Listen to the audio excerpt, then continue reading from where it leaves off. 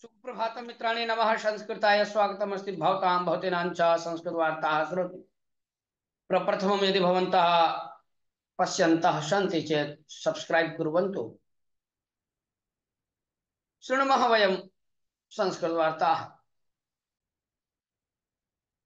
Singapure Bharat प्रधानी सिंगापुरं Brunei प्रवासं समाप्य प्रधानी श्री नरेन्द्र मोदी बुधवासरे सिंगापुरं दिनद्वयस्य सन्दर्शनार्थम् आगच्छत्। प्रथमदिने सिंगापुरस्य प्रधानी वांग आत्मीयरूपेण स्वागतं व्याहर द्विपक्षीयं स्नेह संबंध वर्धनं व्यूहात्मक भागग्रहणस्य वर्धनाय भारते सिंगापुर देशेन अधिक धन निवेशनम् आह्वातुं प्रधानी एतत् सन्दर्शनम् अकरोत्। गुरुवासरे प्रधानी एतद्विषये सिंगापुरस्य प्रधानिना वांगेन सह द्विपक्षीयं वार्तालापं कृत्वा नैकेषु सन्धानपत्रेषु भावपि हस्ताङ्कनम् अकृताम्।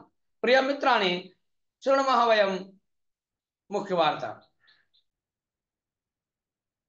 भारतीय शैक्षणिक वेदिका अबुधाबी नगरे भारतीय राजदूत कार्यालय द्वारा एक शैक्षणिक वेदिका समुपकल्पिता अवर्तत। वेदिकायां नूतनतया स्थापितस्य केन्द्रीय माध्यमिक शिक्षा मंडल्याः प्रादेशिक कार्यालयस्य अधिकारिणः दुबई नगरस्य उत्कृष्टता केन्द्रस्य अधिकारिभिः सह मंडल्याः संयोजित विद्यालयानां प्रांशुपालैः मुख्यस्थैश्च सह संवादम् अकार्षुः। राजदूत कार्यालयस्य सभाङ्गणे कार्यक्रमः आयोजितः वर्ततः। संवादात्मके अधिवेशने 28 शालाः भागम् अवहन्।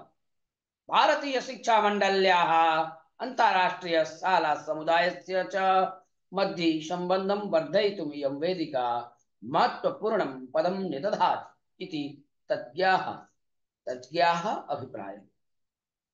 फेब्रुवरी मासस्य 13 दिनाङ्के भारत प्रधानमंत्री यूनाइटेड रवे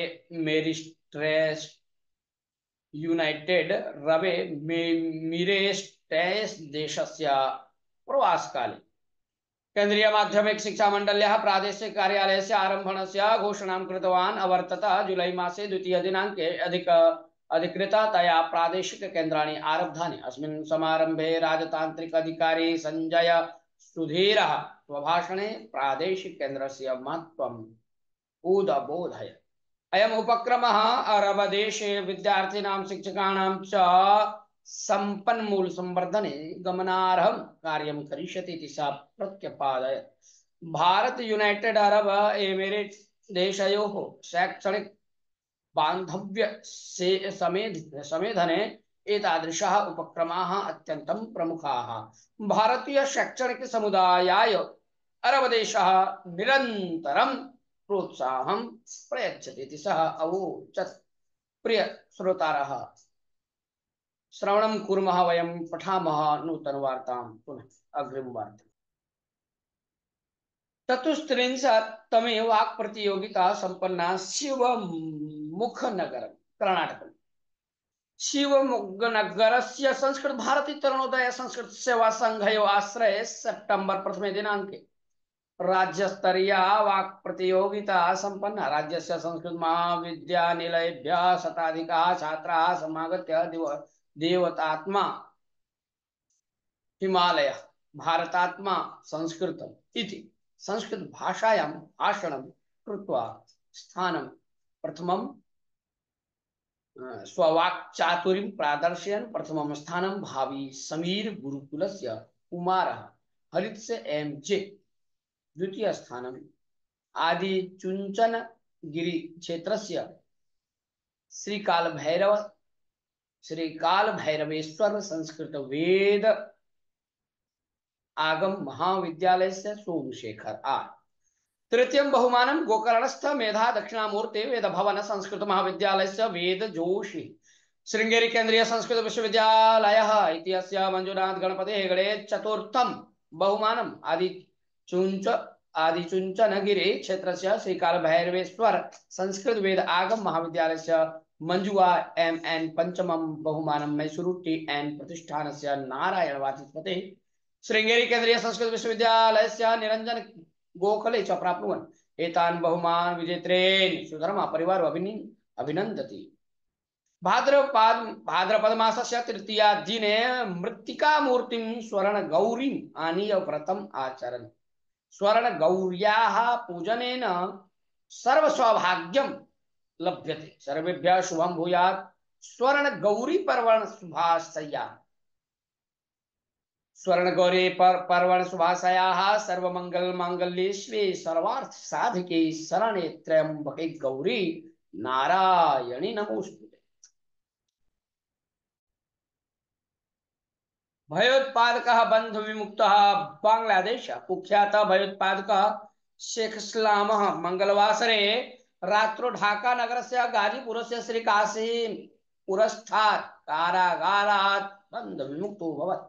प्रतिभूय आधारेण आरक्षकाः तं बन्धमुक्तम् अकुर्वन्। मारणस्य शस्त्रास्त्र संग्रहणस्य च बहुषु प्रकरणेषु अपेक्षितः वर्तते। 12 प्रकरणानि तस्योपरि वर्तन्ते इति कारागारस्य अधीक्षकः ब्रवीत्।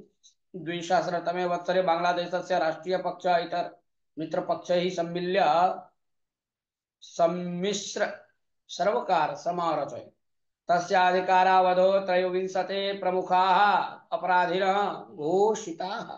तेषु एकः स्वीडन आस्लामापर नामधेयः शेख इस्लामः। माध्यमानां वार्तानुसारेण 5+200 वत्सरस्य जनवरी मासस्य 31 दिनाङ्के सः बद्धः काशीमपुर कारागार प्रवेशात् प्राक् सः बहुषु कारागारेषु स्थापितः अवर्तत। स्वीडन देशे सः स्वल्पकालपर्यन्तम् अवसत् इति कारणेन तं स्वीडनास्लाम् इति अपि आह्वयन्ति। प्रियमित्राणि, अग्रिमवार्तां वयं पुनः शृणुमः। वाणिज्यमार्गः पुनः उद्घाटितः। काठमांडू नेपाल देशे खासा प्रदेशस्य सप्ताहद्वयात् पिहितं वाणिज्यकेन्द्रं सम्प्रति उद्घाटितम् अस्ति। अतः भारवाहकयानानि सामग्रीभिः सह आयातुं शक्नुवन्ति। चीनादेशस्य सुन्दरनगरयोजनायाः अङ्गतया खासा प्रदेशे सुरङ्गमार्गः निर्मीयमाणः अस्ति। अतः खासा प्रदेशस्य सीमित वाणिज्यकेन्द्रं प्रति गमनाय भारवाहकयानेभ्यः निर्बन्धः स्थापितः आसीत्। अधुना निर्बन्धः प्रतिस्वीकृतः इति कारणेन वणिजः सन्तुष्यन्तो वर्तन्ते।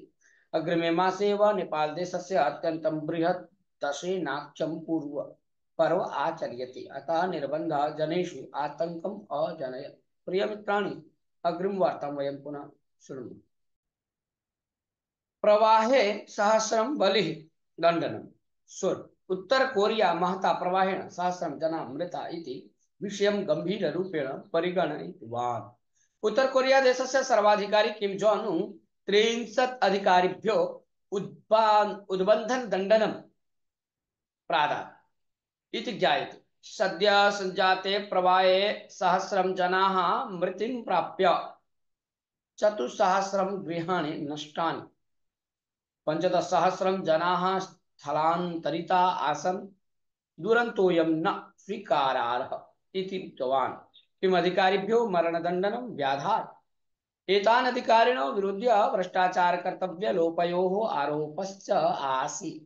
अगस्ट मासे एते अधिकारिणः उद्बन्धनेन मारिताः। निवृत्तिवेतनं यस्मिन्नपि वित्तकोशे। नवदेहलीं सर्वकारीय कर्मकराः देशस्य यस्मिन्नपि वित्तकोशे निवृत्तिवेतनं प्राप्तुं केन्द्रसर्वकारः अवकाशम् अकल्पयत्। एतावत् पर्यन्तं तद्वलै 3/4 कोशेषु मासिक निवृत्तिवेतनस्य प्राप्तेः अवकाशः आसीत्।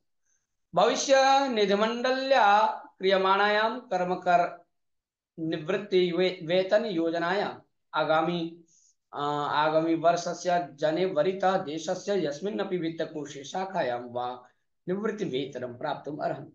एतेन PF मंडले अधीने विद्यमानाः 78 लक्षं निवृत्तिवेतनं प्राप्नुवन्तः कर्मकराः सुविधां लभन्ते। प्रियमित्राणि, अद्यतनीयाः सर्वाः वार्ताः अत्रैव समापयामः। वयं मिलामः पुनः विना वार्ताभिः श्वः तावत् मङ्गलं भवतु। नमः संस्कृताय।